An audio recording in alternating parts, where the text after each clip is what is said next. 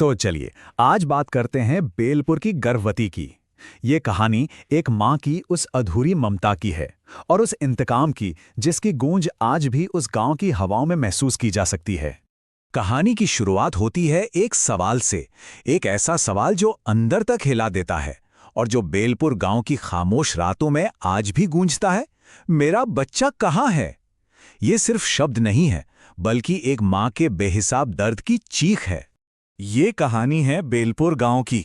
दिन के उजाले में तो ये गांव बिल्कुल किसी भी आम गांव जैसा ही लगता है, लेकिन जैसे ही सूरज ढलता है, यहाँ की हवा में एक अजीब सा खौफनाक सन्नाटा पसर जाता है।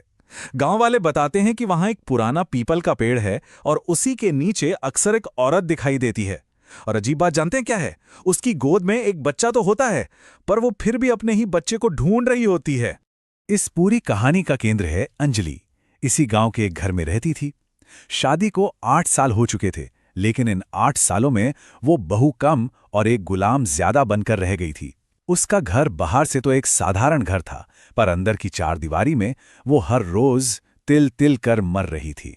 चलिए, अब जरा और गहराई से जानते हैं उस पीड़ा के बारे में जो अंजलि की जिंदगी का सच बन चुकी थी।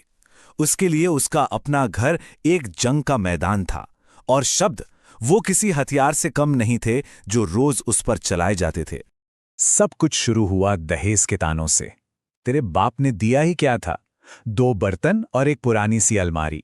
ये वो शब्द थे जो उसे शादी के पहले हफ्ते से ही सुनने को मिल रहे थे। और जब कुछ साल बीत गए और घर में बच्चे की किलकारी नहीं गूंजी, तो तानों का चेहरा बदल गया। अब उसकी पहचान सिर्फ एक शब्द में सिमट कर रह गई थी, बांझ। और ये इल्जाम सिर्फ एक ताना नहीं था, एक बहुत भारी बोझ था जो पूरे परिवार और समाज ने मिलकर उस पर डाल दिया था। उसे ऐसे देखा जाने लगा जैसे वो उनका वंश खत्म करने के लिए ही आई हो। और इस सब में उसका पति रघुवीर, वो तो बस खड़ा होकर हंसता था, अपनी माँ का साथ देता था। और रात में जब वो शराब के नशे में धुत होकर आता, तो यही ताने हिंसा में बदल जाते थे। मारना, पीटना, दीवार से सिर पटकना, ये सब आम बात थी। इतने जुल्म के बीच अंजलि सिर्फ एक चीज के सहारे जिंदा थी, और वो थी उम्मीद। उसे एक यकीन सा था कि अगर उसकी गोद भर गई तो शायद सब कुछ बदल जाएगा। एक बच्चा उसकी इस नर्क जैसी जिंदगी में जन्नत ले आएगा। और फिर सालों के अंधेरे के बाद उसकी जिंदगी में उम्मीद की वो किरण आ ही गई। लेकिन ये एक शापित आशीर्वाद था। एक नई जिंदगी तो शुरू हुई, पर जुल्म का अंत नहीं हुआ। शादी के 5 साल के जुल्म और अनगिनत तानों के बाद एक दिन डॉक्टर ने वो खबर दी जिसका उसे बेसब्री से इंतजार था। बधाई हो, आप मां बनने वाली हैं। उस दिन सालों बाद अंजलि के चेहरे पर एक सच्ची मुस्कान आई थी। लेकिन उसकी ये खुशी पल भर में ही बिखर गई। जब उसने घर आकर ये खबर सुनाई, तो उसकी सास का जवाब था, हमें तो बस वारिस चाहिए, तू तो बस एक जरिया है। बस इतना ही काफी था अंजलि का दिल तोड़ने के लिए। गर्भवती होने के बाद भी उसकी जिंदगी नहीं बदली, बल्कि सच कहूं तो और भी बदतर हो गई। सुबह से रात तक वही घर के काम, भारी पेट के साथ कुएं से पानी के घड़े उठाना, खाने में बची खुची बासी रोटी मिलना और कई रातें तो भूखे पेट ही सो जाना। जाहिर है उसकी सेहत लगातार गिरती जा रही थी। और फिर वो रात आई जो उसकी आखिरी रात साबित हुई।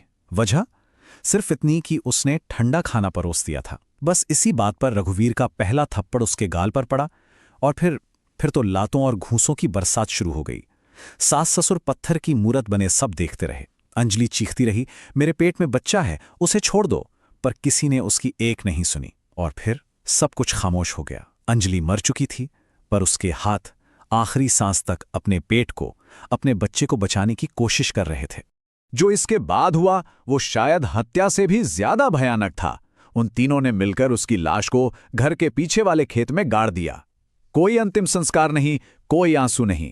वो घर वापस आए, चुपचाप अपना खाना खाया और जाके सो गए, जैसे घर में कभी अंजलि नाम की कोई थी ही नहीं। लेकिन वो शायद ये भूल गए थे कि कुछ आत्माएं शांति से नहीं जाती, वो लौट कर आती हैं। और यहीं से शुरू होता है असली खौफ का मंजर। अंजलि की मौत के ठीक तीसरी रात घर में एक छोटे बच्चे के रोने की आवाजें गूंजने लगीं। चौथी रात गांव वालों ने पीपल के पेड़ के नीचे एक औरत को रोते हुए देखा। 5वीं रात ससुर ने आंगन में अंजलि की रूह को एक बच्चे को गोद में लेकर झुलाते हुए देखा। अब हर रात उनके लिए एक सजा बन गई थी। एक रात जब डर के मारे वो तीनों एक ही कमरे में सो रहे थे, अचानक कमरे में बर्फीली हवा भरने लगी। दरवाजा बंद था, फिर भी हवा अंदर आ रही थी। और तभी अंधेरे में अंजलि की आत्मा उनके सामने खड़ी थी। उसके बाल हवा में लहरा रहे थे। उसने सिर्फ एक सवाल पूछा। उसकी आवाज पूरे कमरे में गूंज रही थी, मेरा बच्चा कहाँ है? और उसी पल एक अनदेखे बोझ ने उन तीनों को जकड़ लिया। उनका दम घुटने लगा। वो चीखना चाहते थे, पर आवाज जैसे हलक में ही दब कर रह गई। सुबह जब गांव वालों ने दरवाजा तोड़ा तो तीनों की लाशें मिली, और मौत की वजह एक ही थी, दम घुटना। गांव में डर का माहौल था। तब लोगों ने मिलकर तांत्रिक हरिदास बाबा को बुलाया। बाबा ने ध्यान लगाकर सच का पता लगा लिया कि अंजलि की हत्या हुई थी और उसे खेत में ही दफना दिया गया था। उसकी आत्मा को शांति देने के लिए पहले उसकी पसंदीदा चीजें उसकी कब्र पर रखी गईं और फिर उसकी लाश को निकालकर उसका विधि विधान से अंतिम संस्कार किया गया। गांव वालों ने सोचा कि शायद अब सब शांत हो जाएगा, लेकिन अंतिम संस्कार के बाद भी बेलपुर के उन खेतों में एक अजीब सी, एक अनजानी सी ठंडक आज भी महसूस होती है। कहते हैं कि आज भी आधी रात के बाद उस खेत के सन्नाटे में एक साया उभरता है। उसकी गोद में एक बच्चा होता है, आंखों में अधूरी ममता होती है, और होठों पर वही एक सवाल, मेरा बच्चा कहाँ है? उसकी आत्मा को शायद इंसाफ तो मिल गया, पर उसकी ममता को अपनी मंजिल कभी नहीं मिली।